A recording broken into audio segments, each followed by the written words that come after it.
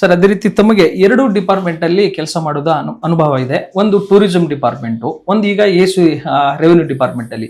So ಒಬ್ಬ aspirant ಆಗಿ ನಾಳೆ 384 ಕೇಸ್ ಮುಖ್ಯ ಬರೆದಂತಹ ವಿದ್ಯಾರ್ಥಿ ನಾಳೆ ಸಂದರ್ಶನ ಆಗದೆ ಯಾವ ಡೆಪ್ತ್ ಅಲ್ಲಿ ಅವ್ನು ಓದ್ಕೊಂಡು ಹೋಗ್ಬೇಕಂತ. ಸೊ ಈಗ ರೆವಿನ್ಯೂ ಡಿಪಾರ್ಟ್ಮೆಂಟ್ ಬಗ್ಗೆ ಎಷ್ಟು ನಾವು ಡೆಪ್ತ್ ಆಗಿ ಓದ್ಕೊಂಡು ಹೋಗ್ಬೇಕು ಅನ್ನೋದು. ಸೊ ನಿಮ್ಗೇನಂತಂದ್ರೆ ಈಗ ಪ್ರಿಫರೆನ್ಸ್ ಕೊಡುವಾಗ ತಾವು ಅಸಿಸ್ಟೆಂಟ್ ಕಮಿಷನರ್ ಸಹಾಯಕ ಆಯುಕ್ತರು ಕಂದಾಯ ಇಲಾಖೆ ಅಂತ ಫಸ್ಟ್ ಪ್ರಿಫರೆನ್ಸ್ ಹಾಕಿರ್ತೀರಿ.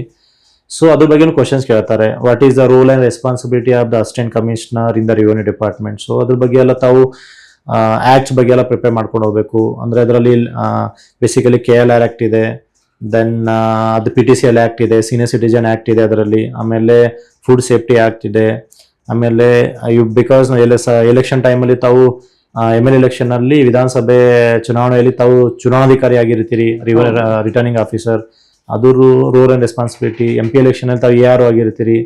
ಆಮೇಲೆ ಪ್ರತಿಯೊಂದು ಡಿಸ್ಟ್ರಿಕ್ಟ್ ಸಬ್ ಡಿವಿಷನ್ ಲೆವೆಲ್ ಅಲ್ಲಿ ಡ್ರಾಟ್ ಫ್ಲಡ್ ಎಲ್ಲ ಸಬ್ ಕಮಿಟಿ ಚೇರ್ಮನ್ ಇರ್ತೀರಿ. SC/ST ಅಟ್ರೋಸಿಟೀಸ್ ಆಕ್ಟ್ ಅದರ ಪ್ರಕಾರ ಕಮಿಟಿಯಲ್ಲಿ ಸಬ್ ಡಿವಿಷನ್ ಚೇರ್ಮನ್ ಇರ್ತೀರಿ. ಲ್ಯಾಂಡ್ ಟ್ರಿಬ್ಯುನಲ್ ಆಕ್ಟ್ ಇದೆ.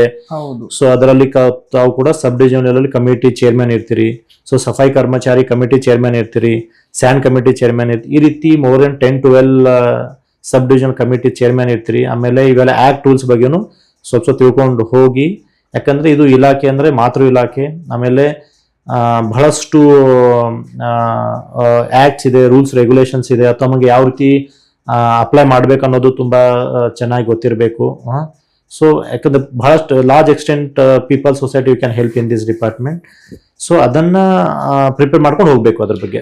ಸೊ ಈಗ ಏನ್ ರೂಲ್ಸ್ ಅಂಡ್ ರೆಸ್ಪಾನ್ಸಿಬಿಲಿಟಿ ಇದೆ ಅದ್ರ ಸ್ವಲ್ಪ ಬ್ರೀಫ್ ಆಗಿ ತಿಳ್ಕೊಂಡು ಹೋದ್ರೆ ನೀವು ಎಲ್ಲ ಏನ್ ಎಕ್ಸ್ಪ್ಲೇನ್ ಮಾಡಿದ್ರಿ ಅದ್ರ ಬಗ್ಗೆ ಒಂದು 2 to 3 ಪಾಯಿಂಟ್ಸ್ ಅಥವಾ ಒಂದು 5-6 ಪಾಯಿಂಟ್ಸ್ ನೀಟಾಗಿ ಬೇಸಿಕ್ಸ್ ಅನ್ನ ತಿಳ್ಕೊಂಡು ಹೋದ್ರೆ there is a more than enough. Yes.